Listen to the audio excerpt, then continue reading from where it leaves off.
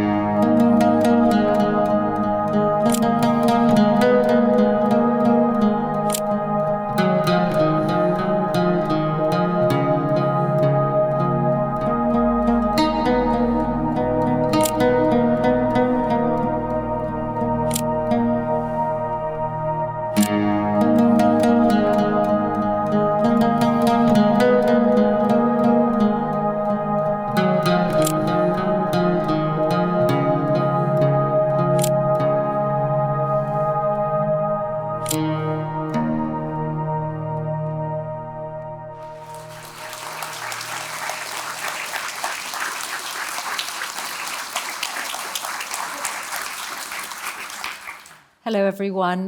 Mohammed Salem, that applause is for you in recognition of your awards, and we will have the chance to talk about your work through seeing more of your images as we have this conversation. Hello, everyone. I'm Mishal Husain from Bloomberg, and it's my privilege to be sitting here with Mohammed. Welcome to London. You've flown in to be with us, and before we get to the first of the images to talk about, I want to ask how it came to be that you started taking pictures for Reuters in Gaza, where you were born at the age of only 18. First, when I start, when I been so young, I love the photography, and I love also to take picture. So also because I born in a journalism family, because I have 2 or 3 of my brother, they are also a journalist working with Reuters, and older than me. So they work in Gaza and they do their work, and they came back to the house to edit the picture and do the picture. So I sit next to them, and always I learn of them how they do the picture, how they edit it. And so it's give me more power to be a photographer and do photography. Yes, you saw the process, you grew up watching them. You've said, I think, a picture should not be taken just with the eye. It should have meaning in its heart. Yeah. What did you mean? That means that I love the way of working as the humanitarian, looking for the because all the situation is Gaza for the work, it's sadness moment. So always we take a picture for funerals, people crying around the bodies, and so it's good to have the way of the humanitarian of the work. The sensitivity. Tell me about the picture that won you the World Press Photo Award in 2024. It was taken, I think, in one of the hospitals in Gaza. Tell me about this woman, who she is and who she is holding. This is the aunt Inas Abu Muammar of Sally Abu Muammar. I've been in Khan Yunis Hospital, Nasser Hospital, and suddenly I found Inas Abu Muammar is coming from far away, and she's coming running. And in that time, she been not in the same house of her family. They attacked the house and they killed all the family. And she came to the hospital and she's run and looking for who's still alive from her family. And she find, and in the hospital was all the body in the ground, a lot of people, and the blood, and a lot of people, they've been killed. And Inas she find Sally, and immediately she take her and she stop away in the morgue, and she hugs her, and it was like a saddest moment. And this picture, it's always with me. I didn't forget this situation. It was very horrible situation. Sally was her 5-year-old niece. And I know that a year later you went back. This picture was taken shortly after October the 7th. I think it was about the 17th of October, 2023. And a year later you went back and you found Inas again. So here she is. And this is her with her nephew, the sibling of the little girl who died the day you took the first photograph. Yeah, we've been in Khan Yunis here together because it was before, it's like safe place, which is no any safe place in Gaza. And the Israeli, they inform all the families in Khan Yunis to leave Khan Yunis and to go to Rafah. So we go to Rafah, and then the Israeli tanks, they stay in Khan Yunis like 4 months. And Khan Yunis, it's completely destroyed. So I remember that the family of Inas Abu Muammar, they are from Khan Yunis. So I go to check the house and to interview again Inas Abu Muammar and to see what is the situation after the Israeli tank, they go outside the area. And I find the little child, Ahmed, who been with his sister, Sally, and he's lucky that they take him from under the rubble and he's still alive. So he was under the rubble the day that his sister died? In the same time, his mother get killed, and his sister, and he survived. He and his father, and also because, as Inas she said, that this is the house we have here a lot of memories about Sally in her rooms, and the house is completely destroyed. Also the grave, because it's next to the house of Sally, there is the cemetery where Sally it's buried. And Ahmed, every day in the morning, he tells his family that I will go to visit Sally grave, but this time also the grave completely and the cemetery destroyed. Okay. What does it take out of you, Mohammed, when this is your work day after day? You were in Gaza until 2 months ago. To work in Gaza, it's not easy. First of all, it's no safety place. We're looking for the safety, but we didn't find it. We spent all like 1.5 years working from the hospital. Why we are working from the hospital? Because we guess that there is safe, but you know that a lot of Gaza hospital completely destroyed, and also because it's no electricity and no internet, so you need the only place you can find internet and electricity to send your work and to file your work for internet is the hospital, and which is not easy for me because every day in the morning we wake up from 6 o'clock in the morning. And every day we have funerals, and the highest number of the death is the children. And every day I still it's my memory, the shouting of the families of the missing of the. Yeah, we have more of your pictures of children coming up. I think you did manage to see a picture of the child in the shroud later on. Obviously, you only saw Sally in the after she had been killed, but then this was the picture that you did find on her aunt's phone of her in life. Yeah, after I get back to Sally home, and all the people they see. The face, they didn't see the face of Sally. They see just a coffin. Mm-hmm. And I went to the house and they show me the Sally. But for the first time for me, it's like a shock because I looked here. It's so lovely and it's very nice. And when I published this, everyone like it's like shock. Yeah. This is the girl in the coffin. It's very nice. Yeah. You've taken pictures of children in all kinds of situations, including children waiting for food, in food queues. So you said often your day starts in the hospital, but you would also go to different places in Gaza. What is the story behind this image? As you know, because all of Gaza border, they are closed and no food come to Gaza. So they are like small kitchen and they put they give the families like just a soup. And you will find every day in the morning a big line of the people, and especially for the children that they're waiting for the food, and you'll see a crowd and all the people shouting for the food. It's difficult moment, and for me it's not easy when I take a picture like this, because I'm also the same situation of these people, because I live in Gaza, and also my family was with me also. So as these people, they're looking for the food, also we are like a journalist, also we didn't find the food, we didn't find the bread, we didn't find any water, clean water, I mean. And we do the picture, and we are also part of the story. Yes. We saw in the video that a baby, your youngest child, was born during the war.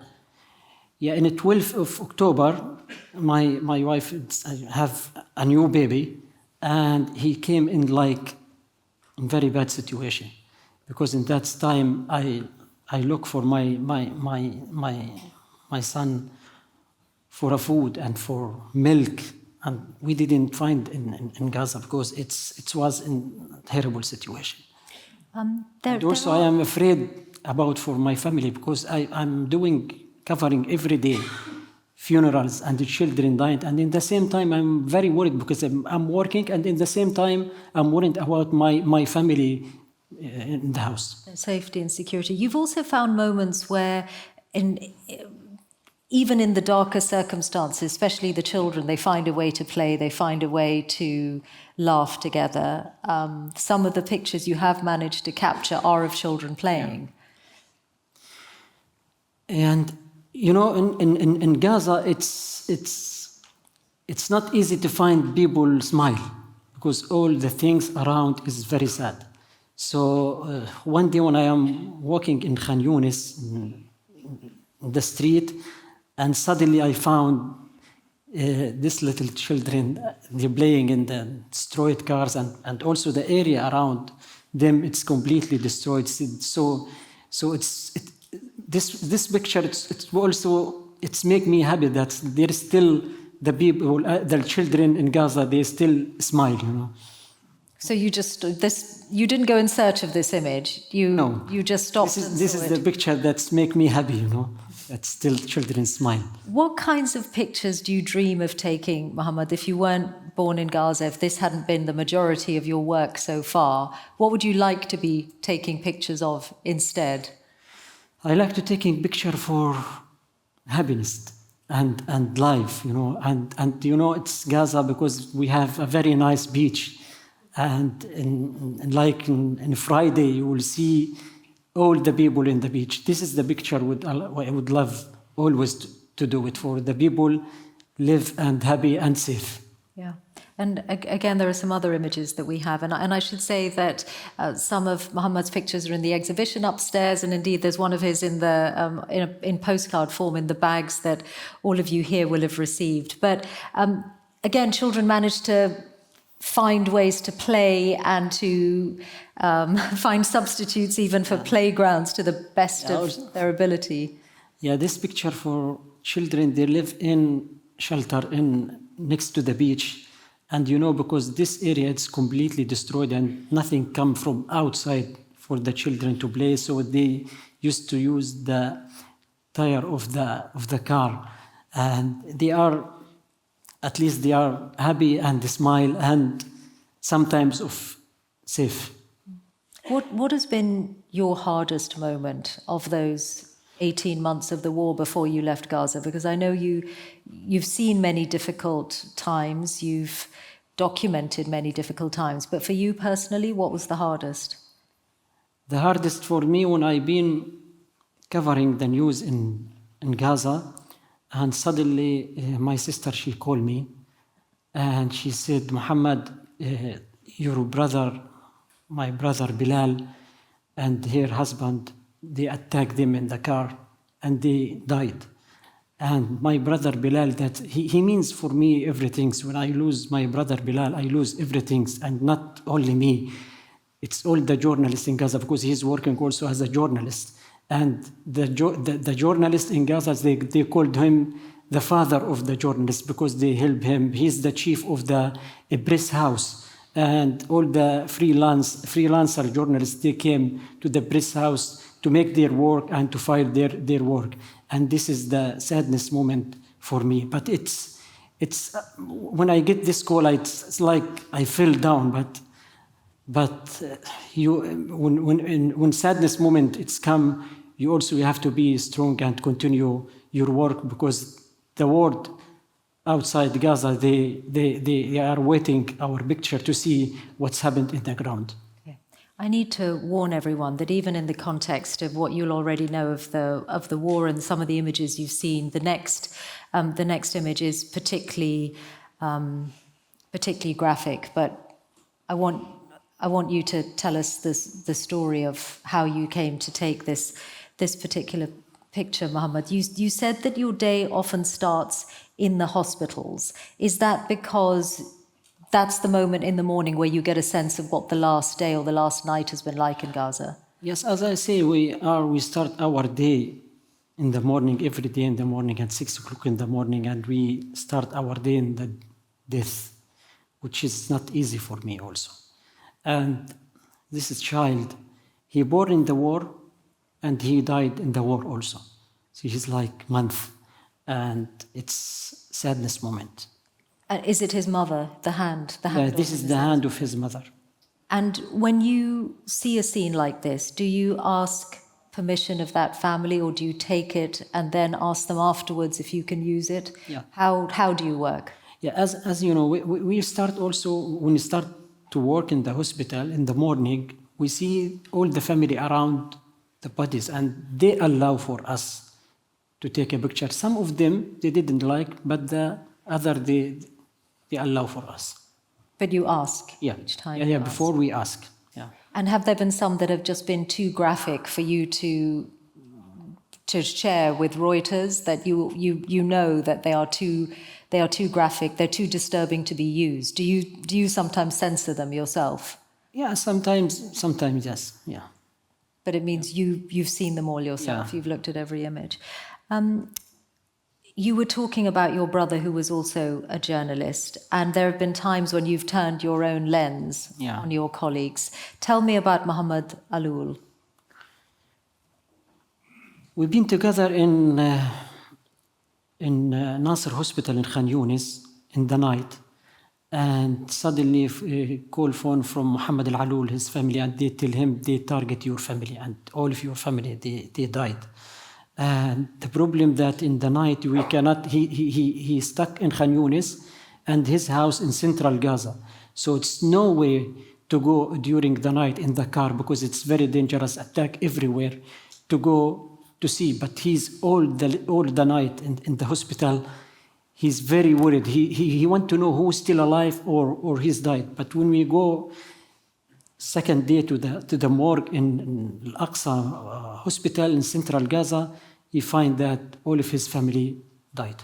And you took this picture of him. He is your friend. Of him and his mother and his wife and all the children, and they died.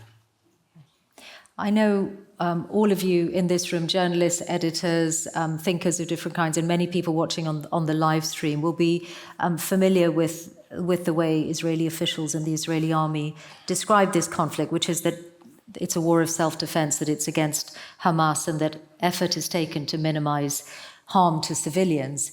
I know that you said, Mohammed, you have to try and find the strength to carry on as you did after your brother died.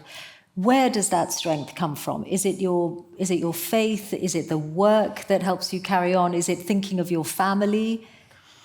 I'm thinking that all the time, because I am a journalist from Gaza, and I live in my family. always with me, you know, and I did my work, and at the same time, I am very worried about my family, because the rest of our colleagues around us, all of them, they like every day they came and news that a new journalist killed, and it make me very, very worried about the family and the situation in the ground. And now you are no longer living in Gaza, but you direct colleagues in Gaza who still take pictures and send them to you and to Reuters. Yeah. When I've been in Gaza, it's like the rest of the team, they go outside, and I stuck like 1 year and a half, and I have like freelance journalists, they are in Gaza, so they start working with us. And when I go out of Gaza, they are still in contact with me, and they send videos and photo from Gaza and telling the story. It's what happened, which is, it's not easy. The situation now is more difficult for them, because now we're talking about like more than 1 year and a half, and still all the border with Gaza is closed, and you cannot send anything for them during their work. And you remain deeply connected to all of that work. Yeah. I'm going to end with one final picture, and it is one that shows that juxtaposition. We were talking about children playing before, but tell me about this one, because this is, I think, these are dresses for sale in the street, despite everything. Yeah, this picture, after we back to Khan Yunis, and you know, and this is the famous street in Khan Yunis, and it's very nice. It was very nice and clean and everything. But now, after the Israeli tank, they raid Khan Yunis, they destroyed everything, and you know, it's the normal life. It's come back, but not the reality of the normal life. So the shop they back to open again, and if you see that. Some of the people, they have wedding or something like that, and when I suddenly walk in this street, I see this. It's like two kind of story. The story in the left, like it's wedding and life, and if you see the other people in the right, they are leaving this houses because the Israeli they announced them. So they're fleeing on the right. Yeah. The wedding dress and other dresses are for sale on the left. Yeah. Mohammed Salem, thank you for everything you've done and are continuing to do to document the war. Thank you.